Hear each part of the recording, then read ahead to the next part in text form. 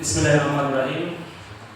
Bapak-bapak, ibu-ibu yang saya muliakan, saya sebenarnya nggak layak nih menyampaikan nasihat dan tausiah melihat umur kita yang begitu jauh sekali jaraknya. Saya seperti menggarami lautan. Tapi saya teringat nasihat Rasulullah itu, idza stansoh ahadukum falyansohlah. Kalau ada kawan yang meminta masukan ataupun tausiah, kamu wajib memberikan masukan. Karena masukan itu tidak selamanya dari yang lebih soleh ke yang soleh. Terkadang dari yang terbiasa solehnya kepada yang sangat soleh. Sebagaimana Rasulullah terkadang meminta masukan dari para sahabat. Izin deh bapak-bapak, ibu-ibu deh. Assalamualaikum warahmatullahi wabarakatuh. Alhamdulillah, pujian yang sempurna hanya milik Allah Subhanahu wa taala. Nahmaduhu wa nasta'inuh, senantiasa kita memuji Allah dan mohon pertolongan kepadanya. Wa na'udzu billahi min syururi anfusina, dan senantiasa kita meminta perlindungan kepada Allah dari keburukan-keburukan jiwa kita, wa min sayyiati a'malina, dan dari keburukan dosa-dosa yang pernah kita lakukan.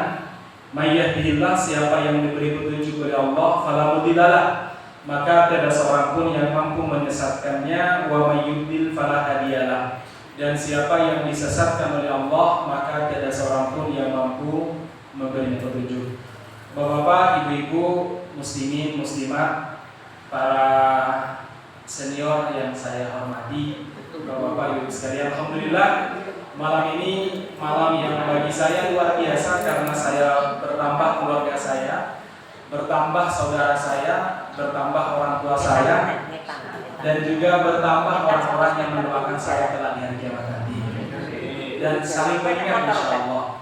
Mudah-mudahan kita saling mengingat dan saling mendoakan kelak di hari kiamat nanti. Karena orang beriman itu akan saling mengingat, jemaah sekalian. Alhamdulillah luar biasa. Walaupun sebenarnya saya tadi sempat rodo-rodo capek karena dari pagi sampai tadi jam 4:30 baru sampai dari rumah isi gerobongan. Lumayan jauh, ternyata saya pikir dekat bu ya. Gerobongan ya klop ya. Di Petra ini 2 jam 3 menit. Prakteknya PP-nya 6 jam sampai 7 jam. Walah, jalannya tahu sendirilah jalan yang jadi ya. Alhamdulillah bersama teman, pikirnya saya awalnya nyupir sendiri. Tapi saya pikir ya Allah, kalau lewat hutan ada apa-apa nanti nggak jadi kajian akbarnya ya. Baik, akhirnya tadi alhamdulillah bersama teman. Baik, ya mas sekalian yang mudah-mudahan yang dirahmati Allah Subhanahu wa taala, yang pertama rasa syukur saya terutama dan ibu-ibu, mari kita bersyukur kehadirat Allah karena malam ini kita duduk di tempat yang sangat mulia, di majelis yang sangat dicintai oleh Allah Subhanahu wa taala. Majelis yang kita mulai dengan membaca ayat-ayat Allah Subhanahu wa taala dari Bapak Haji tadi, yang ternyata suaranya mengalahkan suara yang muda. Masya Allah, mudah-mudahan berbarokah. Jangan mantan Kori ini. Udah sampai juara ngaji. Oh, Masya Allah, luar biasa, barakallahu fiik ya. Semoga bertambah usianya, bertambah amal solehnya. Amin. Bapak-bapak, ibu sekalian, yang kedua, saya itu kalau melihat para senior seperti bapak-bapak dan ibu-ibu di hadapan saya itu terkadang ingat dengan sebuah hadis yang sebenarnya luar biasa untuk bapak-bapak, ibu-ibu. Apa itu? Rasulullah itu pernah bersabda begini, idza aradallahu bi 'abdin khaira ista'malah. Kalau Allah menghendaki mencintai seorang hamba, kalau Allah mencintai seorang hamba, ista'malah, maka Allah pasti akan mengkaryakannya, dikaryakan sama Allah. Para sahabat bertanya, ya Rasulullah, kaifa ista'malah? Bagaimanakah Allah mengkaryakan seorang hamba? Gimana dikaryakan? Kalau kita kan mengkaryakan anak kita, ikut bantu kita. Kalau kita mengkaryakan tetangga kita, bagaimana? Nah, kalau Allah mengkaryakan seorang hamba itu seperti apa? Apa jawaban Nabi Muhammad SAW? Beliau mengatakan, yuwafiquhu li amalin sholeh qabla mautih. Allah akan memberikan taufik kepadanya untuk memperbanyak amal soleh di usia-usia menjelang kematiannya. Di usia-usia menjelang kematiannya. Summa yuqbalu alaih, kemudian Allah mewafatkan dia di atas kebiasaannya amal soleh. Jadi kalau dia terbiasa ngaji, Allah Subhanahu wa taala mewafatkan pasti pada kebiasaannya. Kalau dia terbiasa tahajud, Allah wafatkan dengan tahajudnya, atau mungkin sebagaimana kebiasaannya. Yang jelas jemaah sekalian, Allah kalau ingin mencintai seorang hamba, Allah akan mengkaryakannya. Di antara bentuk Allah mengkaryakan seorang hamba adalah memberi taufik untuk beramal soleh. Makanya tadi saya lihat, masya Allah ya, ada ruang-ruang amal soleh yang dibukakan.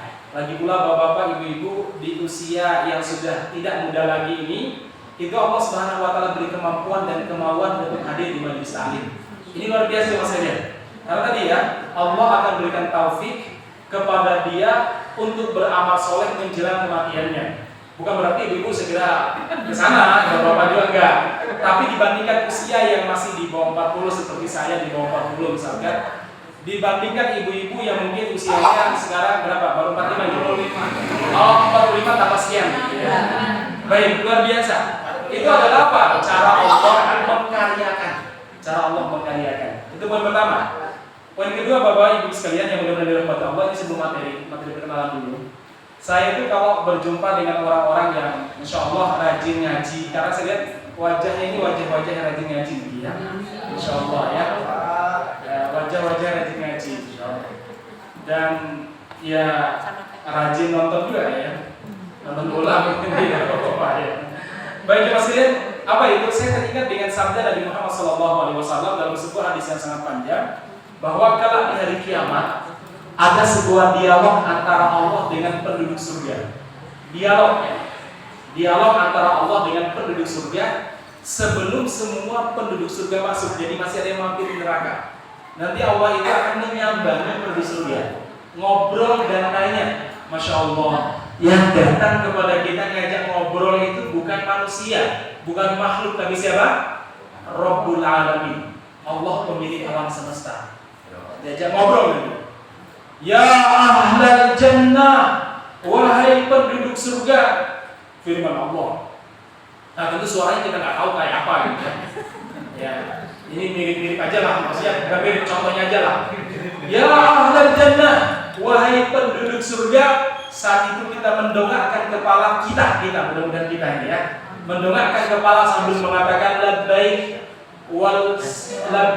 wasa'daik wal khairi biyadik. Ya Allah, sesungguhnya segala kebaikan ada di sisimu. Pripun ya Gusti Allah. Apa jawaban kita pada saat apa? Kata Allah, kaifa halukum, bagaimana kabar kalian? Hal rodaitum, apakah kalian telah ridho dengan apa yang kuberikan kepada kalian? Saat itu kita akan mengatakan serba, ya Allah, mana mungkin kami tidak ridho. Engkau telah menyelamatkan kami dari neraka, memasukkan kami ke dalam surga, mengumpulkan kami bersama dengan keluarga kami. Engkau abyattana wujuhana, membuat wajah-wajah kami gagah, cantik, berseri. Jadi wajah-wajah penduduk surga itu model-model kita ini gak ada, karena akan dimodif ulang Ibu sekalian. Karena penduduk surga itu syaratnya laki harus tampan maksimal, perempuan harus cantik super maksimal.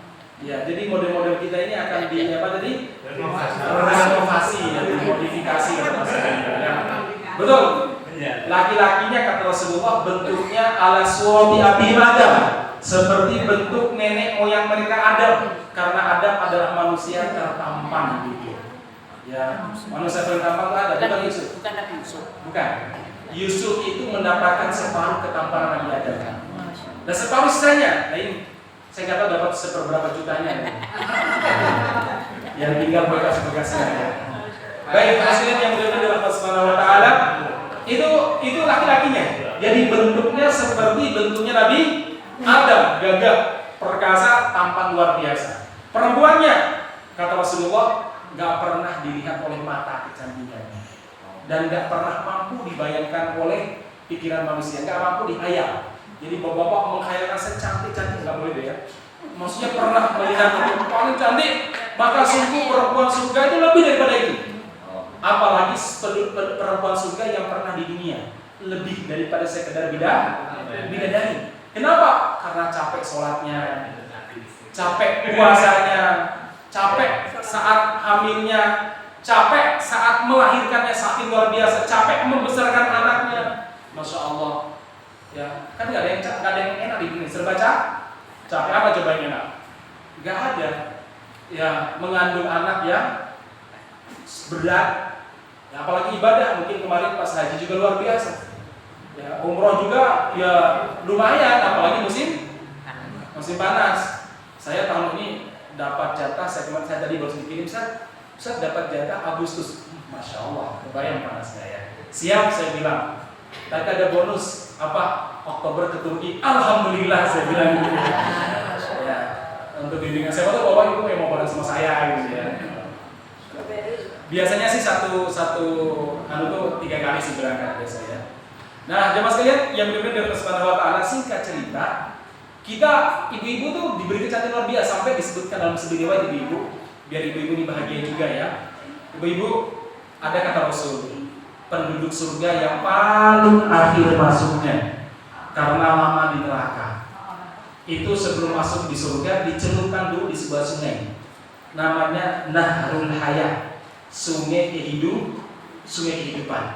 Kenapa demikian? Karena mungkin di neraka itu gosong, mukanya gosong, telinganya hancur atau apalah karena kebakar dan sebagainya. Terus nanti dicelupkan dulu sehingga semua tubuhnya tampil dalam keadaan sempurna laki-lakinya. Begitu dia masuk surga, belum sampai ke istana yang Allah sediakan bagi dia, baru pintu surga melihat taman yang begitu indah, angin surga yang begitu menyejukkan jiwa. Akhirnya apa? Dia ngantuk. Kan biasanya kalau sejuk-sejuk tempat pengajiannya ngantuk ya. Baik, dia ngantuk ya Mas kalian. Begitu ngantuk dia tertidur selama 70 amat, kata Rasul. 70 tahun. Ibu-ibu, bapak-bapak nggak boleh kita pakai logika dunia aja. Kalau pakai logika dunia 70 tahun itu ya mati. Makanya dia Pak. Sekali lagi urusan akhirat tidak mampu dinalar dengan logika dunia, nggak bisa. Karena memang beda Pak, beda sekali. Nah jemaah sekalian, kemudian apa? Begitu dia bangun, terus capeknya hilang, mungkin saking lamanya disisa di neraka ya. Capeknya hilang, di depan dia ada seorang perempuan yang sangat cantik. Kata Rasulullah bilang, kata Rasulullah, cantiknya luar biasa, putihnya luar biasa, beningnya luar biasa, sampai wajah laki-laki itu nampak di muka perempuan tersebut lebih jernih daripada cermin terbaik di dunia. Bahasa sekarang namanya glowing. Jadi glowingnya begitu Gus. Jadi kalau ada nyamuk lewat tuh jatuh kepleset. Dan ada nyamuk di surga deh ya. Misalkan ya, saya kepleset. Kalau sekarang di dunia ibu-ibu mau pakai glow Korea, glow Chinese, glow Jepang, glow Tokyo, yus yang mono itu yus gitu aja paling maksimalnya. Ya, tapi di surga glow luar biasa. Saking kagetnya melihat perempuan cantik, kata Rasul, andaikan dia boleh pingsan Pak. Kenapa? Nek, cawe kok ayunya kayak gini. Kalau boleh pingsan, dia akan pingsan ya. Tapi kan pingsan itu nggak boleh bagi penduduk surga karena pingsan itu sakit. Sementara penduduk surga nggak boleh sakit. Dia hanya mengatakan Subhanallah atau la ilaha illallah, memuji Allah. Langsung tanya, Mbak, jenengan itu bojoku tuh. Ternyata laki surga sama laki dunia yang bodoh Pak. Mereka berarti sama. Kata perempuan tersebut, bukan Mas, perlu kecewa dia. Dan terus bojoku yang niku Mas di tenda biru. Ini gak ada kaitan dengan Desi Ratnasari dulu ya.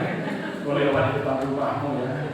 Kulihat ada tenda biru ya. Enggak ya Mas Kalian. Ini benar sebutkan Kubatus Qarah. Itu ada tenda biru. Di sana ada tenda biru Mas. Terus kamu siapa kok di hadapan saya? Ana Zahida. Kulo niki bonus buat jenengan. Lah yang kelas bonusnya kayak gitu loh Pak. Ibu-ibu. Maka ibu-ibu nanti luar biasa nanti di akhirat nanti.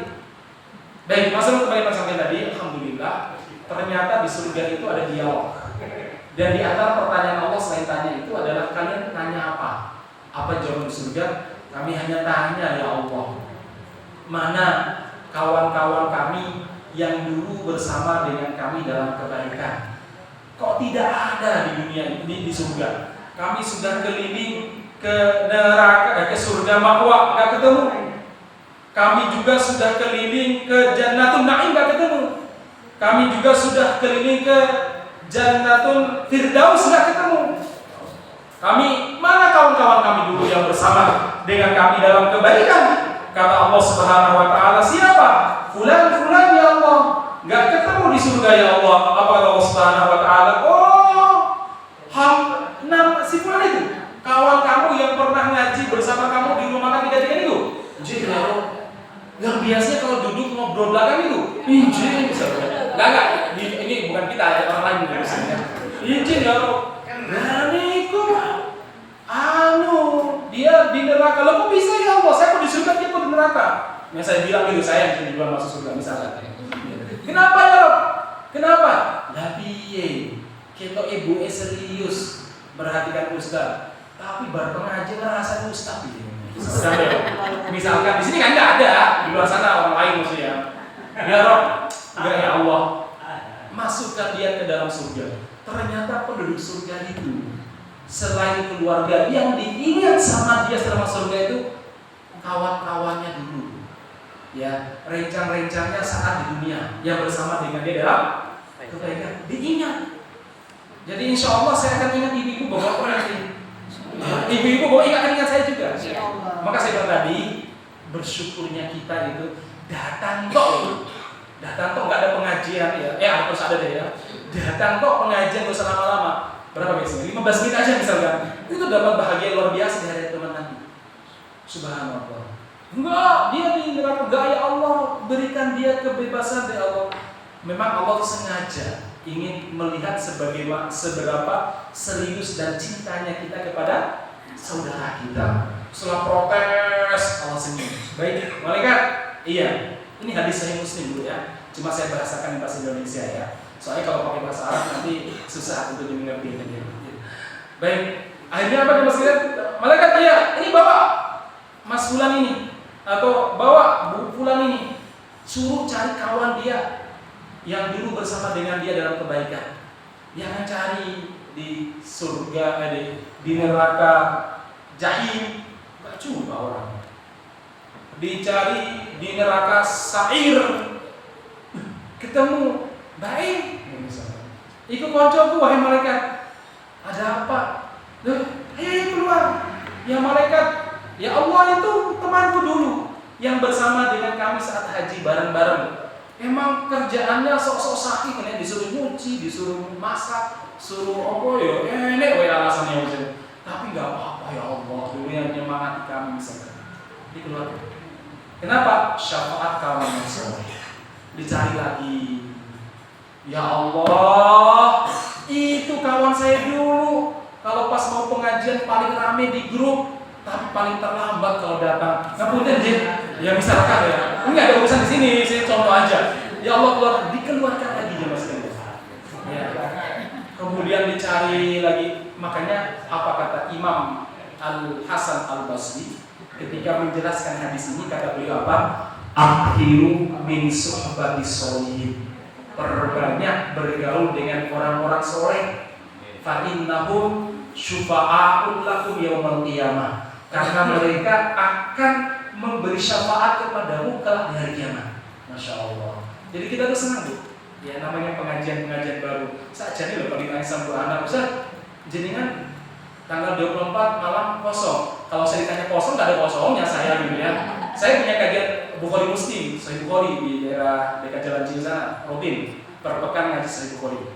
Alhamdulillah sudah sepuh juga. Ya, alhamdulillah sudah tebal sekarang. Satu kali pertemuan 6 hadis, 7 hadis gitu. Gak usah banyak-banyak kita baca terjemahan maknanya apa itu aja sebenarnya. Cuma karena saya berpikir salat tiap pekan di sini kan baru kali ini ya. Nah, masalah muslimin yang mudah-mudahan Subhanahu wa taala. Kenapa demikian? Salah satu motivasi saya adalah apa?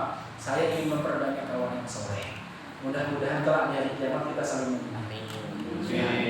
Inilah kenapa ibu-ibu dalam Al-Quran dan dalam hadis masalah perkoncoan, masalah pertemanan itu betul-betul diperhatikan.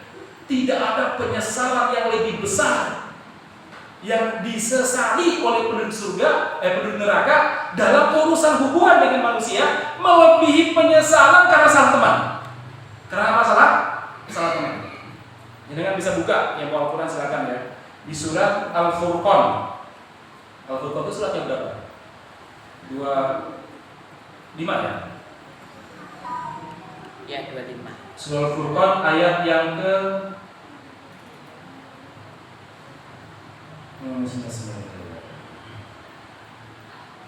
ayat 24 sampai 29.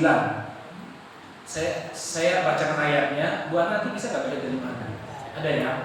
Baik, saya baca dulu ayatnya. Sebentar.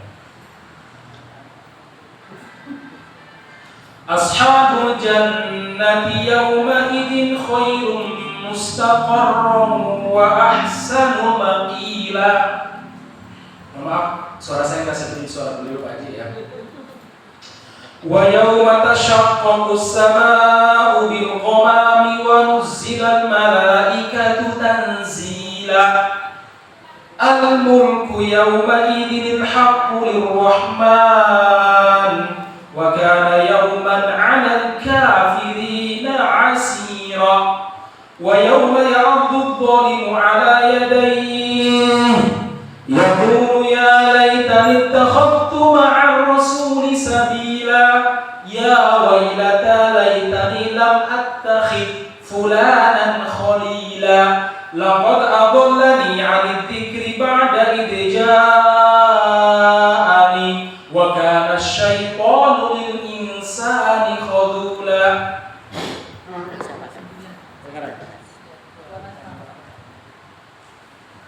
Penghuni-penghuni surga pada hari itu paling baik tempat tinggalnya dan paling indah tempat istirahatnya. Dan ingatlah pada hari ketika langit pecah mengeluarkan kabut putih dan malaikat diturunkan secara bergelombang. Kerajaan yang hak pada hari itu adalah milik Tuhan yang Maha Pengasih, dan itulah hari yang sulit bagi orang-orang kafir. Dan ingatlah pada hari ketika orang-orang zalim menggigit 2 jarinya, menyesali perbuatannya, seraya berkata, wahai, sekiranya dulu aku mengambil jalan bersama Rasul. Wahai, celaka aku, sekiranya aku dulu tidak menjadikan si fulan itu teman akrabku. Sungguh dia telah menyesatkan aku dari peringatan Al-Quran, dan ketika Al-Quran itu telah datang kepadaku, dan setan memang pengkhianat manusia. Allah membandingkan antara penduduk surga dan penduduk neraka. Penduduk neraka disebutkan yauma ya'addu adh-dhalimu 'ala yadayhi. Mereka menggigit kedua tangannya. Yada itu kedua tangannya, bukan 2 jari. Para ulama kata begini, maksudnya apa? Kalau di dunia orang itu kalau menyesal paling digigit berapa jari Bu? Kalau orang menyesal. Tapi di hari kiamat 10 jari digigit. Begitu mereka menyesal, 2 tangan, ya dari 2 tangan maksudnya 10 jari. Dia gigit sampai berdarah parah, diciptakan lagi oleh Allah, digigit lagi sampai remuk terus begitu. Kenapa sih dia sampai menyesal? Satu sebabnya, salah perkoncoan, salah pertemanan. Ya mas kalian, pertemanan yang salah. Dia mengatakan ya wailata ya laitani takhadtu ma'ar rasuli sabila. Kenapa ya saya tidak mengikuti jalannya Nabi pada zaman dulu? Jalannya Nabi ya apa sih? Ya ngaji, ya jalan-jalan ya boleh ke pantai tapi dijaga, jangan kemudian sampai sana malah dangdutan bareng, jogetan tarian bareng gitu. Saya lihat kadang ibu-ibu pengajian sampai di pantai kita ya wis lupa ngajinya gitu ya. Mbok ditahan. Ora ampe jilbab lebar, goyang kayak Bollywood ya. Suatu sampai ya Allah ora ampe, terus enggak umurnya gitu loh.